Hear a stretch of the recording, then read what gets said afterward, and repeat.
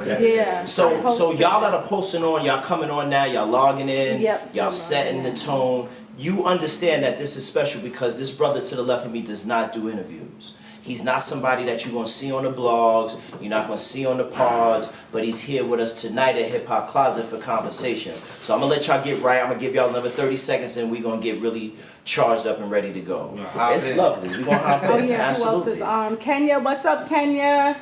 Michelle, First Lady. Michelle, that's Steven's sister. What up? I'm in Florida. What up? Oh, Florida in the building. Nah, she's from the Bronx, though. Okay, all right. Please, if you haven't already, follow Hip Hop Closet. Please, if you haven't already, follow Classic Material NY. Please. Do yourself a favor. We're going to light your timeline up. Your timeline right now doesn't have what it should have. Follow Hip Hop Closet. Follow Classic Material NY. We're going to get started right now. So, Hip Hop Closet is urban apparel. And if you follow us enough, you know that we follow and we are in this space called urban apparel. Urban apparel is like another way to say streetwear, maybe, maybe not. But it all falls under this idea that the hip hop culture dresses a certain way. We wear certain things. We don't wear certain things. We have reappropriated things to the cool and then also played them out. We spoke about that a couple weeks ago when we talked about Lee's and how Lee's at one point was hot in the community and then in one summer it was gone. So we understand, those of us in the urban apparel industry understand how tough the game is, how you really got to be on your P's and Q's as it deals with the culture. The brother to the left of me is somebody who I know is on his shit with the culture. I was just telling him the first time I met him was like in 2016 at Bergen Bakery. Shout out to Akim. He made this line of hats that fell in line with the Ice Cream song from Wu-Tang Clan. And it was one of those things that you didn't know you needed it until you saw it. Then it's like, yo, this is crazy. No doubt. You know, so it's been a while. Shout out to Big Kev. Big Kev is who put us on to this brother here. I'm honored to be able to talk with this brother. I'm honored to have you guys listen to this conversation. I want to give it up to Carlos from Classic Material NY.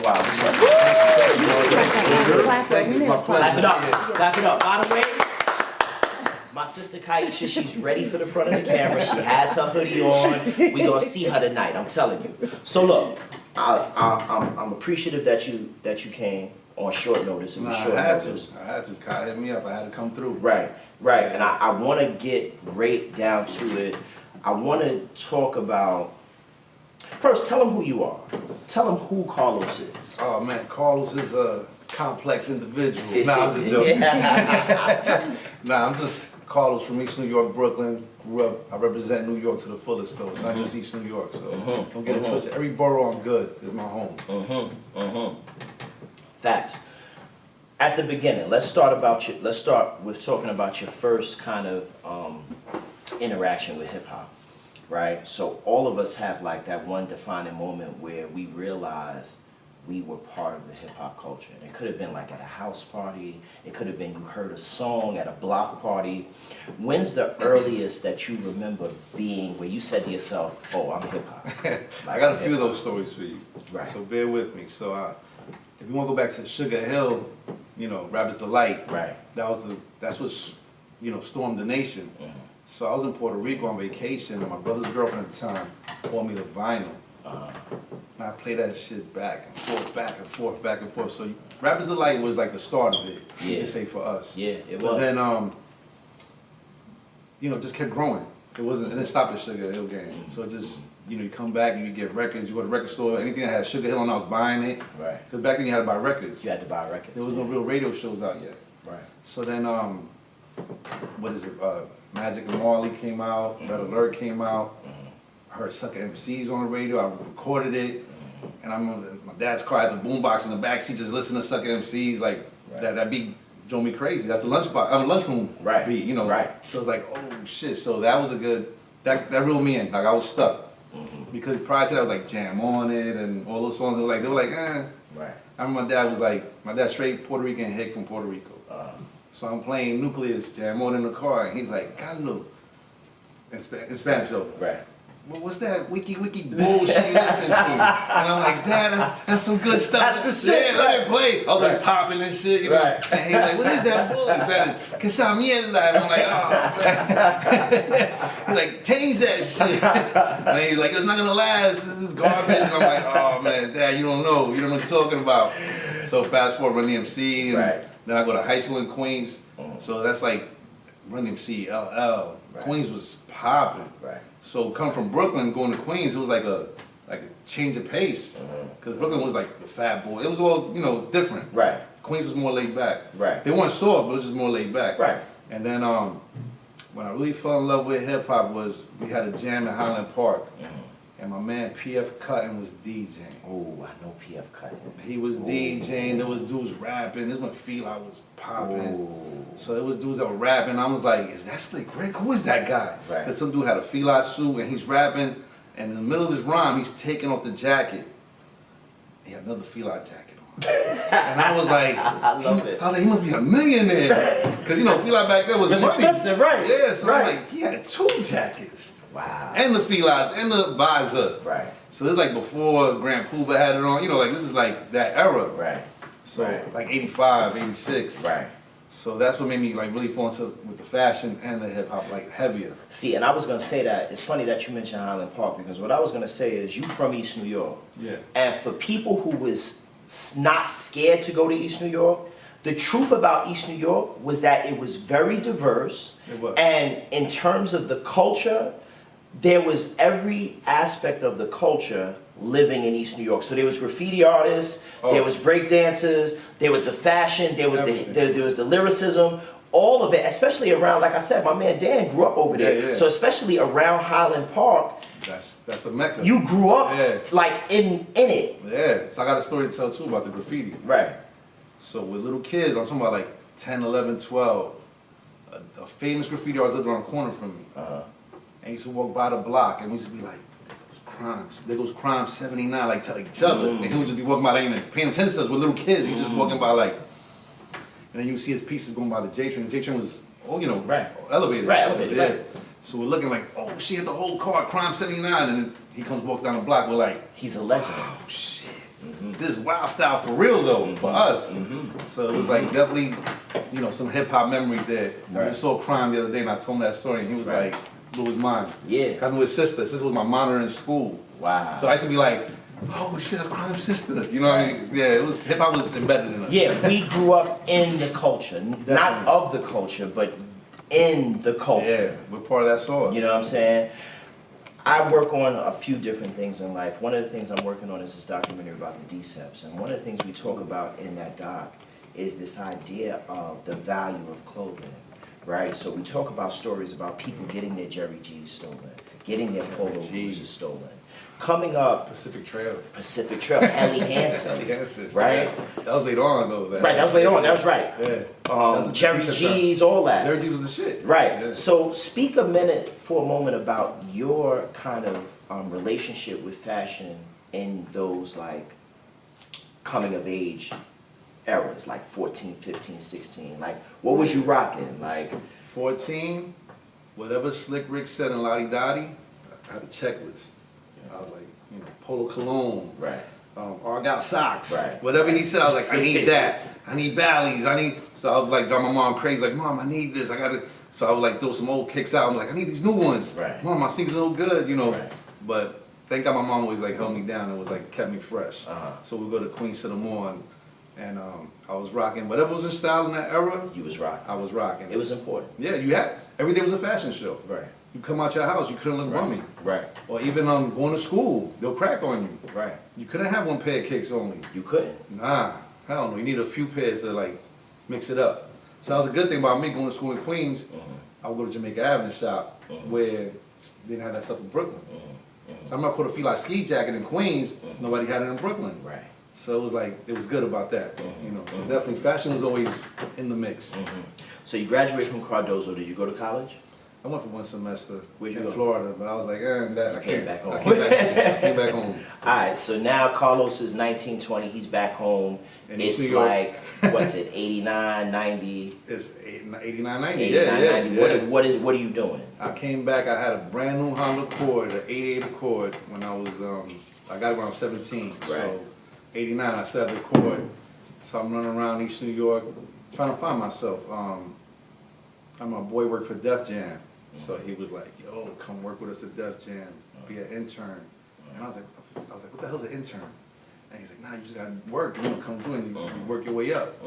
So I used to go to these parties, all the Def Jam parties, Columbia, Sony. So I'm like in the mix, but I'm not even doing anything. I'm just hanging out. And I remember like I was with my son's mother at the time, and she was like, I was like, "Yo, I'm not gonna get a job and work at Def Jam." And she was like, "How you gonna feed the family? Give us promotional T-shirts?" And I was like, "I hate you," which led me to get a state job. I live upstate.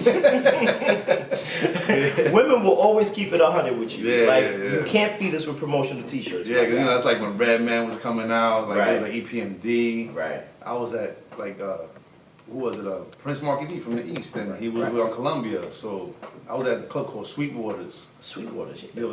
They had free food, and I was just hanging out. I'm like, damn, going to Def Comedy Jam. Right. So backstage, I'm like, this is the life. Right. This is where I need to be. Right. I was immersed by all that. I was like, Right. I gotta be here. Right. And but for what? I wasn't doing anything. You wasn't doing anything. Yeah. You wasn't getting to the bag. Yeah, exactly. I didn't know yet. So you took a state job.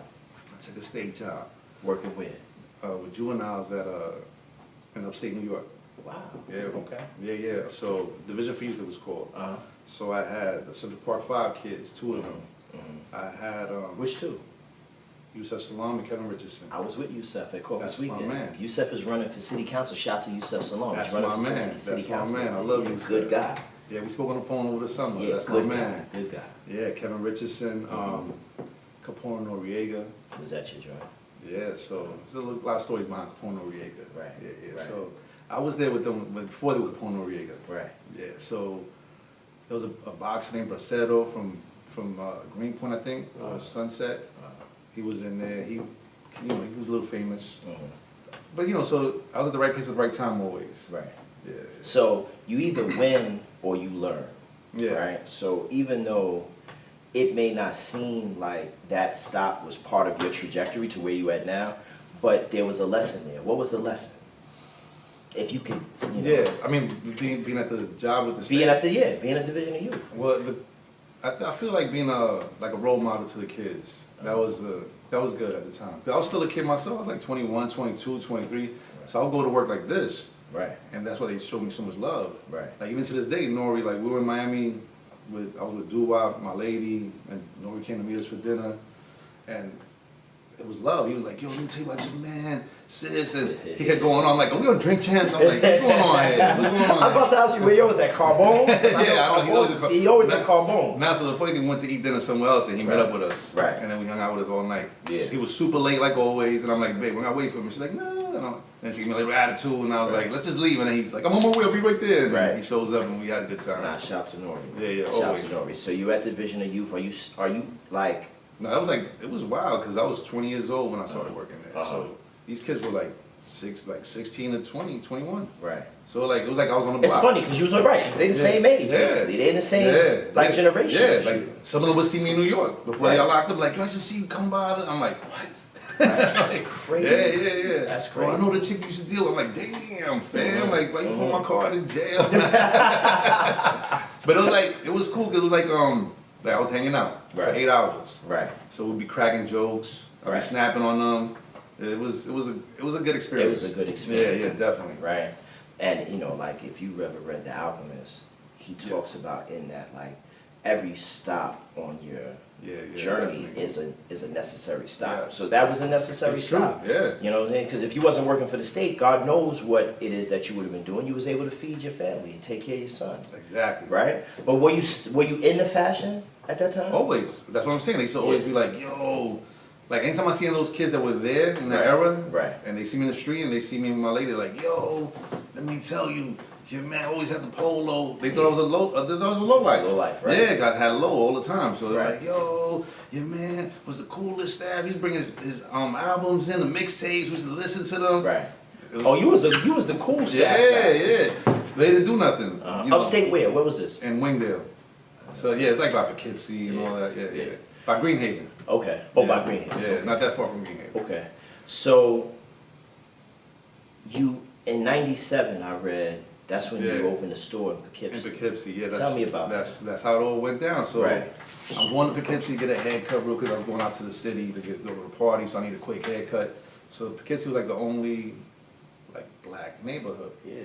So it wasn't like a lot of. It was like most predominantly white people up there. Right. A few Hispanics, but so I go to Poughkeepsie. And it was like a hood. Even to this day, that's what it is. Yeah, it was Like, yeah, I go back and forth to Albany. Like Poughkeepsie, Yes. you stop in Poughkeepsie, that's the hood. It was like a murder capital too Right, at the yeah. time. So I go up there, I'm hanging out, I'm getting a haircut, they invite me to parties. I'm like, what the hell? I'm like, it's slower pace, but it was showing love, like I was from there. So I was like, I was like, oh shit, they need stores. Like, so we had a store in Manhattan on 50th in Amsterdam called Industry Clothing. So we were gonna shut down. And I'm like, yo, why don't y'all take it upstate? So I already had all the contacts, 205 Soul and this and that. Like, nah, I don't want to go upstate. That shit is corny. And I'm like, nah, there's money up there. That's right. So I'm like, all right. So it's like being a drug dealer. You find a spot, you go out of town. And so I was there for a few years doing parties, had the store, and I was getting money up there. Right. Right. It was Now, good. you taking the acumen of the culture that you grew up with in East New York, you're taking your familiarity with Poughkeepsie because you up there working and shit. Yeah. And you built yourself a safe space, a wait. space where you could get money, right? Definitely. What happened, Kai? It has said pause to reconnecting. Oh, no. Is everybody there still? Let me see. Can y'all hear us? This thing on? This thing on? Okay, no, all You right. good? Okay. Yeah, I think we could. Okay. So like I'm saying is you took all the ingredients and you created like a space for yourself in Poughkeepsie. So, And you're selling, what are you selling? Like So yeah, we had the mixtapes. right? Because that was lit at the time. Yeah, so 555 Soul, there was a brand called The Link back then. So it was more like the streetwear. Right. Like the Underground. streetwear, yeah. So that's what we used to sell in Manhattan on 58th. So I just got all the contacts. And I'm like, I'm gonna do my own thing. So Willie Esco, Really, that's cool. yeah, whatever was like hot at the time. And every year a new brand would come out or something else would come out and we just kept flipping. And I remember I was like, I should just do a shirt or something, come up with something. Right. So I had a friend of mine that had a clothing line and I'm like, yo, do this shirt. And he's like, why don't you do it? And I was like, oh, word? All right. But I mean, he wasn't trying to be funny. He was just Right. like, yo, why don't you do it? Go ahead. Right. So I did it. I dropped it and I sold about 12 dozen in like that weekend. Right. That one shirt. And I was like, In a weekend. in a weekend. Oh, you was like, yeah. I was like, this is lit. I could do this thing. Right. Because I was giving it to the DJs and the rappers in New York. I was back and forth. Right. Regularly, like, What was the shirt? to live and die in NY. To live and die in NY. That was my very Right. first shirt. Right. So I did the match to the Jordans, the Jordan 1s. Mm-hmm. So I was like, so that just took me off. It was black and red. You couldn't go wrong. Right. Sold out. People were like, yo, you still got that shirt? And they kept coming back. But it was gone. But like I said, it made me want to keep going. I was like, I'll drop that one. And the next month I'll drop another one. I wasn't really taking it serious. I was still doing my own thing with the store. So, but it just led me into it, into the brand. Into the brand that we know as classic. Yeah. material. That was the first one. So you kind of got a sense of how t-shirts move, but also there's a thing like you mentioned, like you paired it with the colorway of the Jordan ones, right? So there's a thing that's involved with like pairing colorways because anybody wear a t-shirt, they're gonna wear sneakers Of with course, it. yeah. At what point do you kind of really feel like you have a full understanding of it enough to really, go to where you are now? Because I mean, at this point, Yeah, I think, I dropped a few t-shirts after that. I run a New York shirt with Run's face. It was all, below the radar. Right. But people in New York were going crazy for it. Right. They didn't know how to find me or anything. right? And then, unfortunately, Guru passed away. And Uncle Ralph, I had given him a Rest in Peace Guru t-shirt. And he had it on at the Brooklyn Hip Hop Festival. And Premier came on stage with Nice and Smooth, and Ralph took it off his back, gave it to Premier. Premier held it up. Wow. And that put me on the map. Wow. I was getting emails from France, from everywhere. Everybody loved Guru. Everybody loved And we used to hang out with Guru. Yeah. So I was like, I just did it off, just to show him respect, like, Right. R.I.P. Guru. Right. But that one put me on the map. Now, you have to scale up now. Now I have to scale up. Right. So I was using cheap T-shirts. Uh-huh. Because, when you're making the shirts when you first start, you're really giving them away. So, but I was selling mine, luckily. But, when I had to see rappers or whatever, I'm like, yo, here, take that. Right. And they'd show up in videos. Nice and Smooth wore one in the video. Right. They redid one of their old songs for their first album. So they shot a video for it and they wore one of my shirts. And I was like, oh, shit. So I was like, I made it. That's it, I'm done. I'm going to do it again. I'm lit. Nice and Smooth wore my shirt, so I was like, I'm good. Right. But yeah, so it went from there, like, kept going. I had to keep, so now I got people hitting me up like, yo, what's the next one? I'm like, oh shit, what's the Right. next So one? now you gotta Yeah, ideate. You gotta ideate, but Yeah. also you have to have an entire distribution on. Exactly. So are you doing this in Poughkeepsie, or are you back home by now? I was still in Poughkeepsie when the Guru thing, when I dropped the Guru, but I was making moves to come back down. I was like, it's time to to level be up. in the town. Yeah, now it's time to come back to Brooklyn. Right. Because it's like, they were searching for me, like, yo, where do I find this guy? So luckily I was going to Tony Touch's party every Tuesday night. At Sutra. Still got Tuesday. Right. I was there Right. religiously every Tuesday, networking. Uh, So everybody who's anybody in hip hop was coming through. right. I was meeting everybody. Right. So luckily I knew a lot of people already, but Mhm. I mean other people and more rappers and people like, yo, I need your shirt, and that's how it just escalated. So I gotta thank Tony Touch for that. And Daddy Shout out Castro and all of Tony. them. Yeah, yeah. Indeed, indeed. I want you to speak about.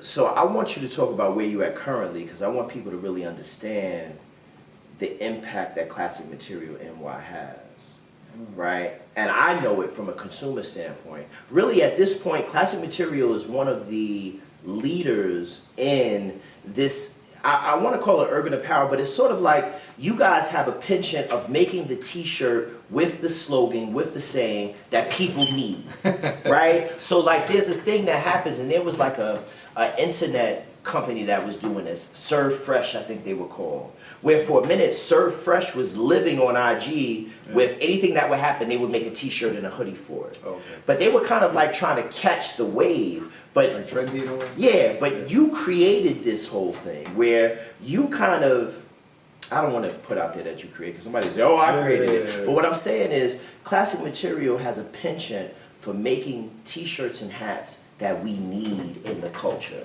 So what I want you to talk about that piece. Like, where does that come from? I'm gonna tell you, honestly, it just comes from like being in New York, like listening to the music we grew up on. Yeah.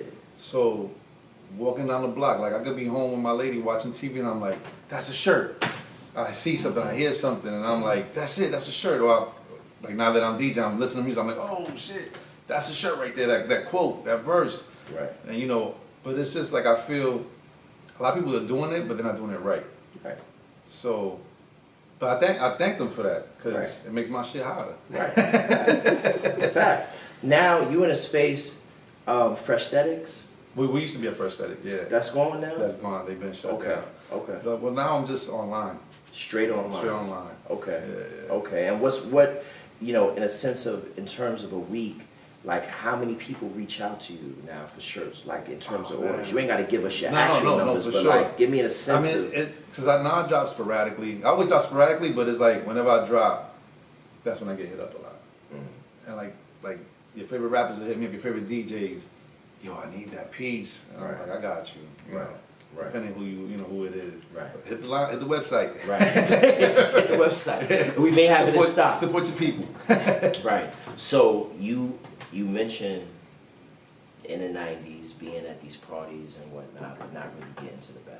No. It being immersed in the culture, but not really building a lifestyle from it. Now you build a lifestyle from it. Yeah. So talk about your how you navigate in the culture now. Now you Carlos from Classic Material. I mean, it's like, you go places and people, yo, what's up, Classic Material? Like, first they'll stare at you. Right. And it's like, oh, that New York guy's like, what the fuck are you staring at? Right. And they'll come up like, yo, you classic material? Like, yeah. Yo, I love your stuff. I'm like, fam, why you didn't smile for me? I thought we had beef from the 1980s. Nah, but it's a good feeling. I mean, a lot of people show love, man. That's what I can say. Like, there's always been love everywhere I go. So there's even more love now. What's your best-selling work? Was it the Wu-Tang hats? Nah, it wasn't the Wu-Tang hats. I mean, but I did that with my man Tramp. He's the one that made the Killer Bee for the Triumph video. Right. So I did that with him. Nice. He's working at the Source. He's with the Hip Hop Museum now, so he got all my stuff over there. Shout out to the Hip Hop Museum. Yeah, We're doing a lot of work with them this year. Hip Hop 50 is major. Yeah. Major. So, damn, a few of them. I would say, shout out my man Sneaker Joe. We did the Biggie J Nas, the medallions. Yes. That one. Big Kev had that shirt. Shout out to Big Kev. Again. Yeah, you guys over there. It's right over there. Yes. Yo, so that one was crazy. Everybody with like Fab had it on, and he was like, "Who's the best MC?" Biggie J Nas. I was sleeping at, you know, when he shouted me out. I wake up in the morning, my phone is crazy. This is when I was like private on Instagram because I didn't want everybody to know who I was. So I'm like, yo, what's all these messages? Like my PayPal went crazy. So that was the best seller. Right. That one was like over the top, like, and it kept coming. Like, let's say today was a certain amount, tomorrow double. Right. It just kept like, yeah. But I'm saying like multiplying. in those 2-3 days, in that weekend. Right. I was like, yo, Fab, thank you so much. You know, always thankful. And Clark Kent. Shout out to Clark. Yeah, Clark always used to hold me. I mean, shout me out and put me on the map. And people were like, he brought me to Adidas one time, and I'm like, what am I doing here? And he's telling the main people, like, I just came. I think he wanted me to meet him there. Right. I'm like, yeah, I'll pull up. Right. It's in Williamsburg. So I walk in. It's like Adidas Farm. So they're doing designs. I'm like, all right, this way you make the magic happen. But I'm not thinking. I think I'm just coming to chill with him. And they're like, yo, it's like the top guy from Germany was there. He's like, this is who you gotta mess with. And I'm like, I like Adidas. But I'm like, I'm not even thinking that. I'm like, you're not even really thinking that. I'm like, and he's trying to plug you. Yeah. Like, he's like, this is who you gotta mess with.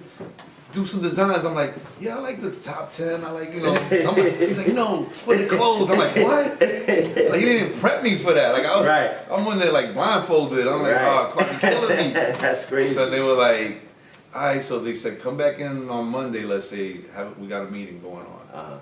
So I went to a room, and I'm like, meeting for what? He's like, just come through. And I'm like, all right. Right. I see dudes with little sketchbooks, and I'm like, talking about here? They're ready to go. Yeah, so they're talking designs, and we're doing like an all-city tour thing, and basketball and this and that, and I'm like, what am I doing here? So I'm like, whatever. So I'm listening. I didn't bring a sketchbook, nothing. I'm like, right. So anyway, so I see guys drawing everything, and with the main Germany guy, so they got people from Germany on the horn, like you could hear them talking, and he's like, you know, look at the designs we have, and see if we get any inspiration. So I'm sitting there, I'm like, I don't have a sketchbook, nothing. I'm like, I'm looking at the stuff. I'm like, so the guy's like, if you want, you can go home and, you know, do something. Right. You know, just hit with some stuff. And I was like, all right, I'm out of here. I already know what to do. So I took a few pictures. So I sent him a design that night. I mean, like I said, he didn't tell me anything. He's just like, yo, come through. So I'm like, all right. So I do the design, and they're like, what else you got? I was like, what? Fuck you, what else I got? That's the design you need right there. See all the, you know, I'm on New York shit. You're on your Brooklyn shit. Yeah, I'm like, fuck, I ain't doing shit. Right. So, in my head, I was like, I had to talk to myself off the ledge, like, Carlos, you're not in the street right now. Right. This is corporate now. Yeah. So, like, I had to say to myself, like, if they ask me what else you got, that means they want more. Right. Exactly. But I was in my head, I was in my feelings. I was like, that's the one, you know. Right. So anyway, so I come back, I hit him with like 10 designs. Because I came back the next day, like, to see what they were working on. Right. And I see this dude doing duct tape, Adidas logos. I'm like, that shit is trash. Right. So I'm like, I got this. So I sent him mad designs, and I was like, this is it. So unfortunately, the campaign never came out. But I slayed it for them. Right. I was like, damn. Right. So and you lead into what you definitely on where I want to be at, where I want to land in this discussion, because it's like, at some point, corporate entities begin to understand the value of urban apparel, and I would assume that they was ready to poach all of y'all.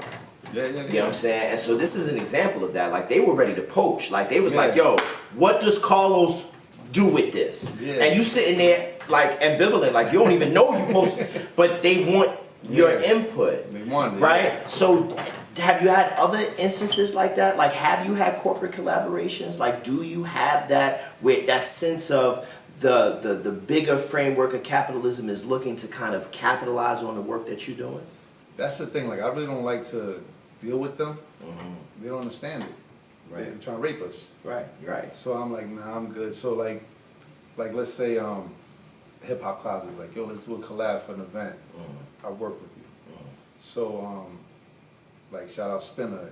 You know, I don't even like speaking on what I'm gonna do, but Right. Spinner, that's my yeah, guy. yeah. Shout out to So Spinner.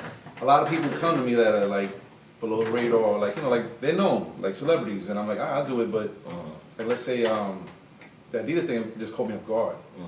So that's the reason why I did it. I was like, all right, I'm here, so I might as well. And they cut a nice check, but I was like, they want more. And more and more. Give me more. They want your whole shit. Yeah. They want you to everything, give. everything. They want everything. Right. So they want you to just, all the ideas are their ideas. Right. So I'm like, I'm good. I can just put it out myself and make more money. Right. Yeah, I don't need you. But it's there's a nuance behind the fact that you recognize that. Because a lot of people would have looked at that like, oh, this is an opportunity. Like, let me collab with Adidas. But you was able to kind of see like, well, wait a minute, they want it. You know what I'm saying? They're willing to cut a check for it. But at the end of the day, they want it. You know? And it was more like, it was Adidas. It wasn't like classic material Adidas. It was like Adidas. Right. So I was like, I'm good. Right. Right. So if I would have put my name on the map, then yeah. Right. But I'm gonna be like a flunky in the office, in a booth, in a cubicle working for you now. Right. How do you spend your days now? Yeah, it's funny. I told you this is gonna be a conversation. I'm just going. Like, no, it's funny because I'm just usually home with my lady and working on mixes with Al Scratch, because you know he and I DJ together so now. DJing now. Me and Al Scratch and I from Illinois Scratch. Yeah. So I kind of manage Al Scratch, style him up. We shoot videos together, and now we DJ. It just happened through Barrio BX, because they made us come to the DJ one time. Yeah, they were like, yo, why don't y'all DJ Basquiat Brothers? I'm like, what? I don't even DJ. I was like, I got That's this. your name, Basquiat Brothers? Basquiat Brothers. He's half Haitian, I'm Puerto Rican, so. Basquiat Brothers. Yeah. Right. I like that. I like that. Yeah. I like So that. I'm just home usually now cooking in the YouTube rabbit hole. Right, I stay in that rabbit hole too. Yeah, and just come up with ideas, more concepts. Right. You know, more stuff to drop. Where do you see classic material in the space of urban apparel? I'm trying to go more towards that Ralph Lane. So more like the brand itself. I still do my hip hop drops and, you know, stuff like that. But I'm trying to go more into you wearing classic material. Not just like you know, like a Wu-Tang t-shirt or whatever. Because they got those at the Gap now. Right. Old Navy. I'm like, it's over. It's over for our stuff. Yeah. And you see it, and like there's a good and a bad to it. Because hip hop is maturing, right? And the brands, and so hip hop has always been logo driven and brand driven from a fashion standpoint. Yeah. Right? And so I understand the desire for capitalist entities like Old Navy, like Gap, to get involved in the hip hop game, because by and large, black people are the biggest consumers. Black and brown people spend more money on fashion than anybody else. Always have. But there's also this kind of need to maintain the fort. And I think that's why I like brands like Classic Material, because whatever's happening out there, I could get a fresh fitted, I could get a fresh, and it's like, it's not a one-of-one per se, but it's like, It's a secret society. right, exactly. You know what I'm saying? You know. Like, if I got it, you may not know where I got it from. Yeah. You know what I'm saying? Yeah, And that's always been in hip hop. Like, we spoke about that, you know, throughout these conversations. Like, things like, in hip hop, if somebody was wearing the shirt you had, it was like, oh, You played yourself. yeah, like, oh, this Even nigga got my amongst shirt on. friends. Right. Like if you had those Jordans, they had to get a different color. Right. We couldn't be on the We block couldn't be with the color. same shit on. Nah, But apparel brands like Classic Material allow for us to maintain that individuality. Definitely. Right? Definitely. And that's the shit. That's the And shit. it's funny because people always hit me up like, yo, I was on the train and I saw a dude with your hat, and I had like one of your pieces on. We just gave each other the nod, Right. Like It's we're a like a secret clique, society. We're like a clique, yeah. Right. So it's like that's what's up. I appreciate that. Right. Or somebody be like, matter of fact, Prince from Power Rule was in Puerto Rico. He had the poodle hat, and he saw somebody in Puerto Rico in a little town with my poodle hat. And he's like, "Yo, what's the odds?" And he's like, "Yo," he FaceTime me like, "Yo, look." And I'm like, "Yo, you out." Do you know your importance to the culture? I really don't. That's why you don't do interviews and shit. I'm telling you, you're important. That's important. That piece right there, that's an important piece, bro. Thank you. The fact that people identify with the brand to that level. That's important. That's beautiful. Yes, Toy said that's how she felt in CIAA in Baltimore. Who said that? Oh, Toy Girl. Toy Girl. What up, baby? That's Doo-Wop's wife. That's family right there. Yeah. Shout to Doo-Wop. Doo-Wop did a event for us at Rustic, like in 16, 17. Shout, like in 17, shout to Doo-Wop. Absolutely. Nah, that's family right there, both of them. I see you got I got a list. Let's go. I have to know classic mommy and That's why my wife she's right like, there. she's like, this chick in BX is checking for you. She better be. Yeah, she was like, Nori was mad late. Nori is wild late. Shout to Nori. You've been fly, like she's been here. Love her. So I mean, there's been a couple of questions about what was your favorite style? Like, what was your favorite design? Like, do you have a favorite one? Damn, it's like, it's still my kids. So it's like, it's hard I to have a pick favorite kid. we all do. I believe you. But, I mean, I feel like more now, if you would ask me that before, it would be like the Sade or the Biggie J Nas. That was definitely one of my favorites. But now more, I feel like the patch logo is like my favorite. I always wear it all the time now. You might be like, oh, he's wearing the same shirt again? Nah, it's different colors. Right. Are you doing anything for Hip Hop 50? Like, as you know, from a brand. Like, are you like designing something? I've been Hip Hop 50 since I started. Right. So, Facts. Yeah, We 50. I've been with the brand itself. I'm saying like it's always been hip hop. So I mean, it's always gonna be hip hop. Right. An influence of something. So, So nothing. It's not gonna change. Right. Yeah. Gotcha. So I mean, it's still there, but Hip Hop Museum just bought the I Love the Old New York shirt. So they're gonna put it with I put the logo on my shirt and my logo, so they can sell it. So I mean, it's always Hip Hop 50. Dope. What about, are you going to bring back anything? Cause like, it's almost like this like retro it. right, but it's also like this treasure hunt to find the one that you loved, but you know that's discontinued, and now you're like, damn, I want it again. That's what makes it good though. Like when I drop it, get it. Yeah. So if you wait, and that's kind of the science. And I'm learning this even from like the J's, right? So like the J's will drop, and they'll drop in a limited number. If you don't get the drop, you're gonna have to pay a premium price, right? Resale price, or you're gonna have to wait till it drops again. Yeah, what's the odds of that though? But what about the To Live and Die and Why? Like, can we bring that one back? Well, I kind of like remixed it a little bit. Okay. You know, so because it was like that's my first shirt, and it was like not a bootleg, but you know what I mean. It was like bare minimum graphics. Yeah, it was like, I get you. Mm-hmm. Yeah, it wasn't that. Like it was poorly made in a way. So this is what I want to ask you. Where has this journey, right, into the urban apparel space, where's it taking you in terms of how far? Like, give me an example of you were somewhere and you were like, shit, like I'm here, like. Japan. Yeah. Japan carries my brand heavy out there, and just for them to come out here and buy duffel bags full, like they get like 4 or 5 duffel bags and just fill up. They fill up with your shit. They're like, yo, but they order in advance. They're like, yo, we'll be here this day, and I'm like, damn. Shout out Japanese D, he made that plug for me. So yeah, that's a beautiful thing. Like, and then to see like people from Japan come to New York and they come looking for me. Right. It's like I feel like I'm Godzilla. Nah, but real talk, like that's some real shit, because the thing about Japan is that they're very keyed in on the underground shit here. Like they want the real. They want to be the first ones to have something. Right. They want to be the first ones to have. So, but it's different over there because their quality, like, all right, like let's say the Live and Die and Wise shirt, it wouldn't have made it to Japan because it was like poorly made. You know, so like, their quality over there is. They're like they need the better shirt brand. They need the better everything. So they made me step my game up. Right. Yeah. Wow. Yeah. I didn't know that. They want premium. So they rock premium over They there. rock premium. So even with my sweatshirts, I went to the thicker ones. You know, the double side panel, like the old champions. Right. So it's kind of because of them, because they were like, that thin one is no good. Mind you, we like the thin ones over here. Right. And I'm like, for real? Once I got these, I'm like, I'm never going back.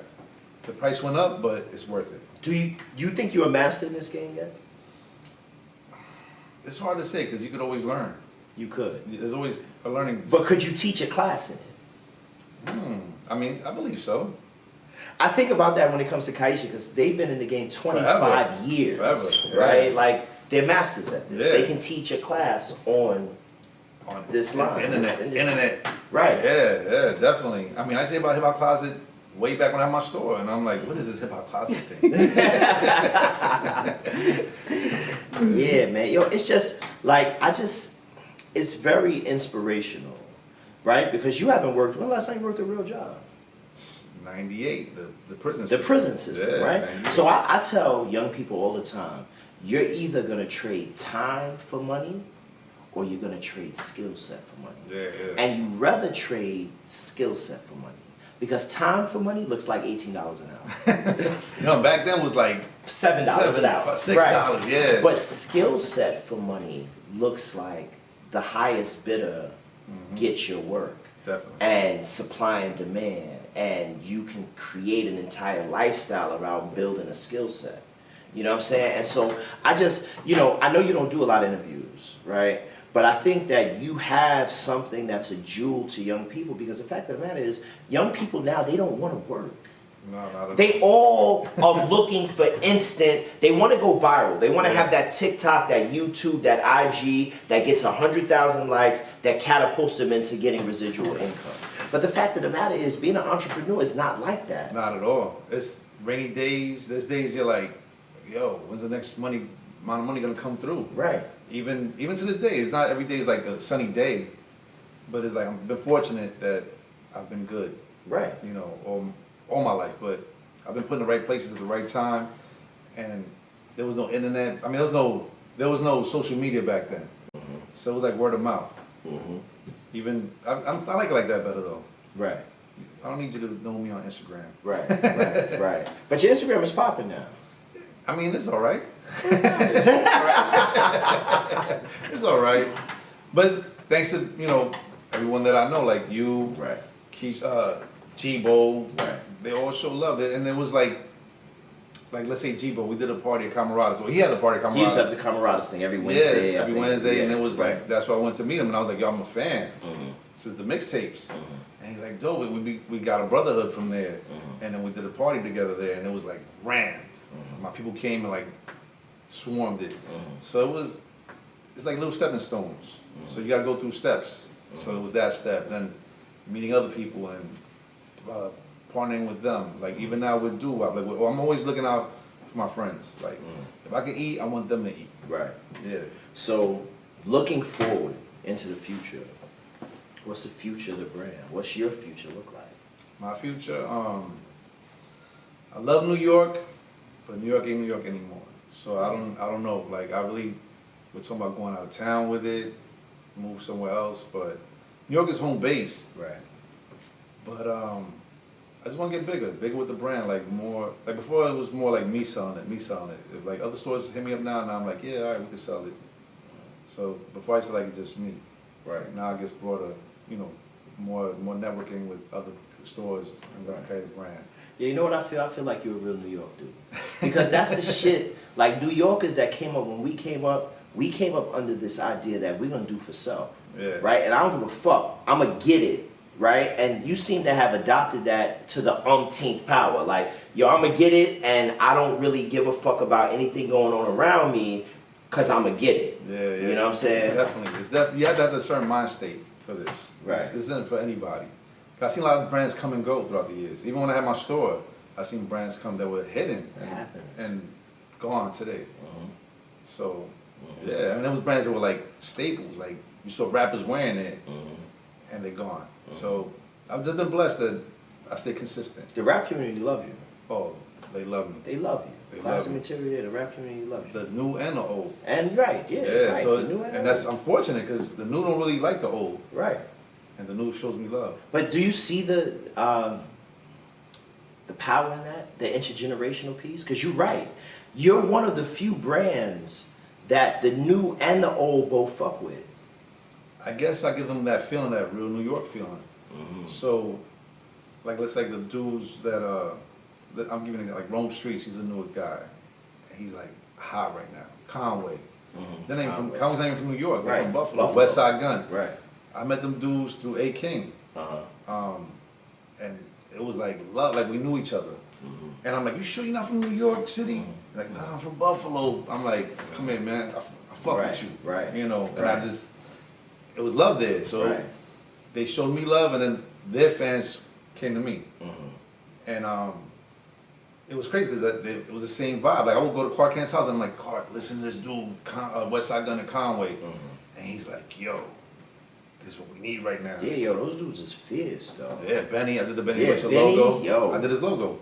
You did his logo. I did his logo. Yo, I'm gonna tell you a story about Benny. So I was at Chick-fil-A. This is like maybe 2016. I'm at a Chick-fil-A in Manhattan. I'm waiting online, and there's this dude, you know, a little shorter than me. He got on a chain and a hat. The hat says Griselda.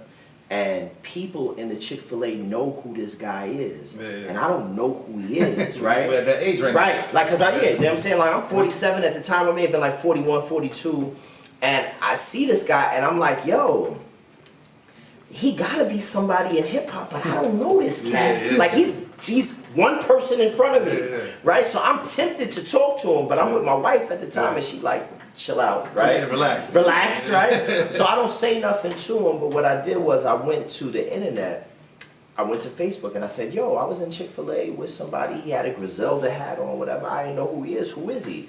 And dudes started hitting my page with articles about Griselda and about Benny the Butcher. And that's how I got on to him. Wow. Like, and yo, I love Griselda. Like, those cats is magnificent.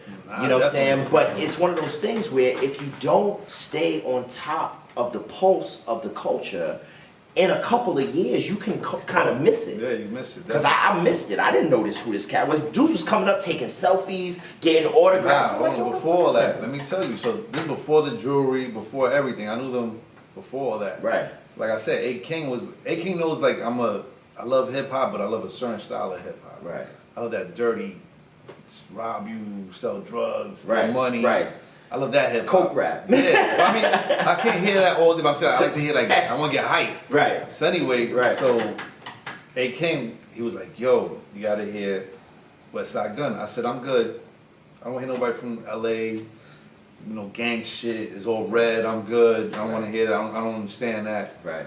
And he's like, nah, it's not like that. You gotta listen to them. This is your style. Right. So it's crazy. I pop it in. No, it was on YouTube. I said, let me hear this. I saw the album come up on YouTube. YouTube rabbit hole. So I hit it. Shout out to the algorithm. I hit it, and as soon as it came on, the beat was eerie. It reminded me of like Ghost and Ray, Mobb Deep. And I became like an advocate after that for them. I'm like, yo, you gotta hear them. Premier came to the store. I'm like, Premier, you gotta hear. You know about? He's like, yeah, I mess with Conway. Royal Flush. I'm in Royal Flush's car one day.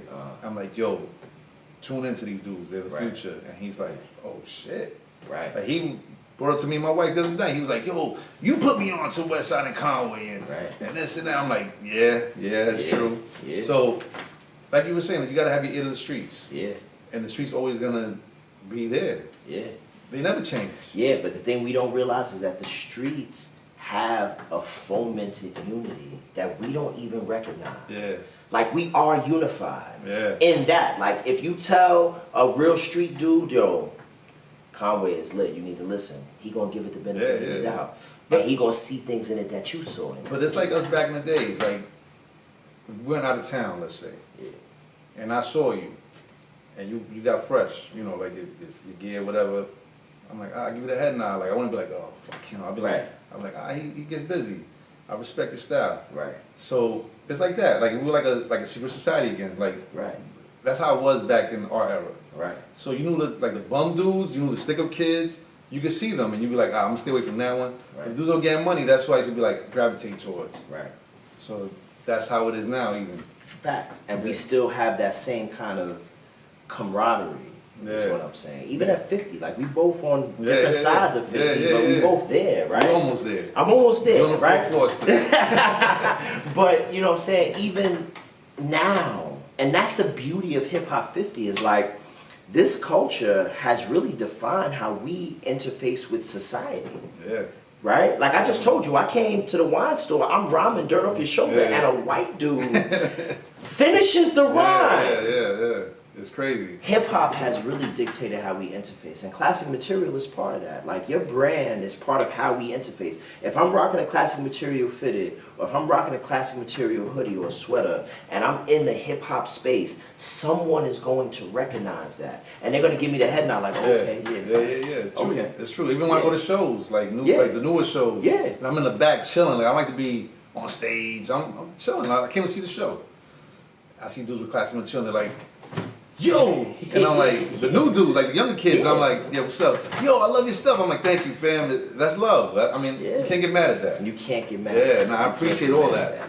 You can't get mad at that. Kyle, what's up? What other questions you got? April is in the building. I think she's April Walker. Yeah, she was like I got on my shit. Hey, look at my shit. Hey, Boogie, I got on it.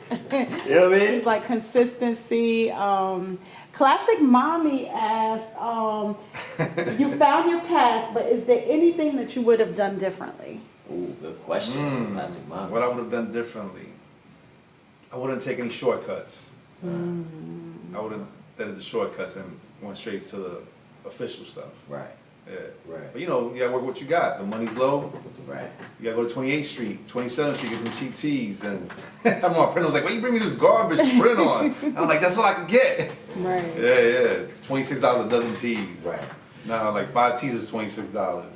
The blanks. Yeah, nothing, you cannot succeed without putting in that work, right? And so, like, the shortcuts only lead you back to the road that you got to take in the first place. So that's real talk. Definitely. That's real talk. What else you got, Kyle? We want to know when Pushing Keys is returning. I know who that is. That's who is it? Illuminati. Yes, it is. Yes. Yeah, that's my boy. I love that dude. He's one of the funniest guys personally I met him through the line also, like the Cola line. You know, some people who like are customers then become like friends. Yeah. That's how it all started with him. It's like now he hangs out with me. We go out to dinner. Love him and my man Joey. Shout out Lou and Joey. They're like really good dudes from Brooklyn, East New York, but they were younger. Right. And I'm like, I used to give them wedgies when they were little. Right. Like, you man older than us. I'm like, yo, y'all was little. Get out of here. Nah. But I don't know. I think it's coming back, but relax. The pivot from the store to creating your own line, how did that happen? Or, like why? What pushed you? Well, it was more the demand for the clothing. So I couldn't be at the store anymore. I mean, I had the store, but I saw other brands. And I had to just carry my brand. And I was like, I can't wait for the day I just sell my stuff. And it became that. And I was at the point where I can't be at the store anymore. So now I'm just online. How many people work with you now? Well, I mean, as on the team, team? Yeah, it's just really me, my designer that I grew up with from 3rd grade. I'm like, this is what I need done. And he's like savvy with Yo, it's always good to have a designer on the team. I know Right, that he grew up with from 3rd grade. That's Like grade. that's So like clutch. yeah. So that's let me tell you the funny story behind yeah. that. Yeah, So that's so clutch. I'm at a party. I had a different designer. That's why I said the graphics were basic at first. Right. So I see my boy. I haven't seen him since like 8th grade. So I'm at the Lancey, and everybody's break dancing. So I'm like watching it. It's Crazy Lake's birthday party. Shout out Crazy Lakes. He always shows me love too. Facts. So I see a dude across, from the circle, and he's going like this from across the room, and I'm like. So I lock eyes with him again. Yeah, I lock eyes with him. He's like, and I'm like, hold up, fam. There's a girl standing in front of me, so I'm like, people are breakdancing. I push the girl aside, and I walk towards him, and he's like looking at me like, and I'm like, I gotta fight this dude right now. Like, what's going on? This is hilarious. So I look at him, and he's just smiling, and I'm like, oh shit, PJ. And that's my boy from 3rd grade. Right. So I'm like, I'm about to kill you, Right, man. like, you about to get it. Yeah, Like- what you doing? And we started talking, and I'm like, I got a clothing line, I just started it. This is when I did the King of New York t-shirt with the King of New York with the movie font. Right. With Biggie in it. Right. And he's like, oh shit, I do screen printing. Ooh. And I'm like, what? So we started building. I started getting him my work. Right. And then this dude was trying to make a certain price, but I just give him half up front and half when it was done. So the dude calls me one day and he's like, I need it all up front. And I was like, we don't do that. Right. How you gonna switch up the ninth inning? Right. You know what I'm saying? Like, no, we don't do that. Right. So I told my man, I said, yo, if you design for me and you charge me this price, I'll go with you. Right. And he's like, bet. So ever since then, we've been together. So the other dude lost out. Right. Yeah. He's from East And New York too. Your man that was throwing the middle finger, he getting it now. That's my boy, man. Yeah. He had his own store. He did a lot of stuff. He did his own screen printing. We came up together. Yeah. So he still is me and him. My lady does a lot of work for me behind the scenes that she doesn't get paid for it. Right. I don't want to say that, but Nah. I give her love. Nah, women are always gonna do that, man. They're gonna nurture the shit out of them. Nah, she does. She does. She's like my toughest critic. Not my worst, my toughest critic. Right, as she should be. I'll be like looking at her like, yo, if you was a dude, I would punch you in your face. I'm let you live. I love her though. Where you at now? You in East New York still? No. I was living in Williamsburg, and now I'm in, it got too expensive. So now I'm in the Bronx with her. She's like, babe, come live over here, it's cheaper. I'm like, all right, let's do that. Right. Right. Classic mommy says she gets paid with lots of love. That's what I said. I love you, baby. Yeah. Nah, this is a real New York story, man. And for me, like, you know, we got to be cognizant of the fact of how hip hop has kind of provided for us. Hip hop's provided for us, right? So Hip Hop Closet, hip hop has provided for us, right? It has. Like I used to come in regular clothes and model Pele Peles and Avorexes for Kai in 98, 99. That's dope. And look where it's taken us, right? Dope. We've had opportunities that have come from hip hop. Same with you. Like it came from. Hold on, I'm gonna tell you a funny story. So my dad used to say, oh, it's not going nowhere. Stop listening to that, it's not doing anything. And I was telling him back then, like in the 90s, I'm like, I'm gonna get paid from hip hop. Watch one day. You should tell your pops that. Yeah, to my mom and my dad. Right. So I was trying to get a record label back in like before Rockefeller with Large Professor. Right. Wow. I met Large, and this is when I met him in front of Palladium with Nick the Exotic, and we became cool. And I was like, yo, Large, we gotta do something. And this is when he had broke off a Main Source. So it was demand for him. So I saw him at my man Jay Really Damages Unreleased party, and I was like, yo, let's get a label together. I said, you're the talent, you're the producer, you're the A&R, you found Nas, you did this, you did that. And I said, let's get a label together. He's like, oh, it's gonna be a lot of money. And then he signed with EMI back then. I forgot what label, but then it fizzled out. You know, we didn't continue the talks. And I was like, all right, there's no money for us. But I told my mom and my dad back then, I'm gonna get paid from hip hop somehow, some way. I don't rap, I don't DJ. Somehow, some way. Right. Somebody's manager, I don't care. And they probably was laughing. No, my mom was like, what are you talking about? I'm over here reading books on how to do your own record label. What are you reading that for? Yeah, like I didn't know back then either. Like I used to rhyme and I thought that I was gonna be like Method Man Jr. Renaissance. Right, Renaissance Click, right? And I didn't know how, but I knew that the culture was able to provide for me. Because it felt right? Yeah. Like it felt I belonged. And I didn't have to be in spaces that I didn't belong in. Yeah. And even now, like when I came home, I lived in Maryland for a minute. When I came home, I was like, you know what? I'm not working for corporate America no more. I'm not even taking the train to Manhattan no more. And what I did, I landed as a GM of like the biggest club in Brooklyn. And was, you know, and that's the culture, right? What club? The Art? Milk River. Oh, Milk River. Oh, yeah. Milk River. I was a GM of Milk River. Okay. You know what I'm saying? And that was the culture. Like and I lived right around the corner from it. So I was just get up in the morning, walking to work, and existing in the space. And that really showed me I can exist in the space. I can make a lifestyle for myself in this culture. I don't have to go outside of it. And that's really a testimony for. You ever think about becoming a DOE vendor and speaking to students about your work? I know you don't talk a lot about your shit, but what I'm saying is you have a blueprint that young children can capitalize Yeah, from. definitely. You ever think about that? I never Teaching? thought about it. I mean, my mother was a teacher, but I never thought about it. You should think about that. I know. We'll Yeah, see. you should think. We'll see. We'll see. We may be classic material NY to the DOE. Yeah. Boy, Shout out to Eric Adams. We know he outside. He's always outside. He's always outside. Yeah, invite. I think you have some events coming up. Eric Adams should come to. Right. What you got coming up? What event you got coming up? Well, once a month, myself and Sneaker Joe, we do I Love the Old New York party. That's been going crazy lately. It's nuts. Sorry, What's that? my alarm. Oh, That's for her to do her little walk. That's the walk along. you gotta get your steps in. Nah, so we do the I Love the Old New York party, and that's been going crazy. I have like surprise guests come through. I don't announce it. Right, So we have Scram Jones every month. My man DJ Mac from Japan. right, Sneaker Joe, Right. the Basquiat brothers, myself and Al Scratch. right. And the first one we had Al Scratch perform, Uh-huh. and Scram, that shit was ran. She was crazy. It was ran. And it was just like word of mouth. It just spread. Oh, God, I can't wait till we get off camera. I got so much to tell you. I got so much I want to talk to you about. No. But that's dope. Where's the next party at? I Oh, want it's to at, go. it's at the Breakers, March 9th, March 9th in Williamsburg. in Williamsburg. It's on Okay. Thursday, so it's Okay. called the Notorious Glorious Party. Okay. So it's gonna be crazy. So like the last one we had Craig G come out perform, and I had damn, who DJ? Oh, Doo-Wop. DJ Doo-Wop surprised everybody. Yeah, I love to. Yeah. So Doo-Wop came through surprise. Yup, everybody. Aisha's asking where's the party. Yeah, March 9th at Breakers. March 9th, the Yeah, Breakers. let's go. Let's go. We Yeah. out there. We outside. She was at the last We one. outside. I was at, She was yup, the last I was one. at the Oh, you last went through, one. okay. Yeah, and we had like yeah, art it was there. dope. I had Tats Crew with some art. Right. I had my man Steven with some the miniatures. Right. And the first one we had Now, when you say the miniatures, what is it? Miniature what? like the icebox, the bodegas, all that. Like he did the mural, the Wu-Tang mural he had out that day. So he does little miniature versions of that shit. Yeah, he's dope with it. Oh. So my lady got me onto him. She Mhm. got me a milk crate first with all the records. Mhm. We went, anniversary. Then the next time she got me the icebox. I did the MOP icebox T-shirt, cold as ice. So then she got me the icebox, Wow. and he's been giving us gifts ever since then. So March 9th at the Breakers, we outside. We going. We outside. Aisha said Somebody we there. tag Eric Adams. Tell him we outside. We going to March 9th to Breakers. Aisha said we there, so We we're there, absolutely.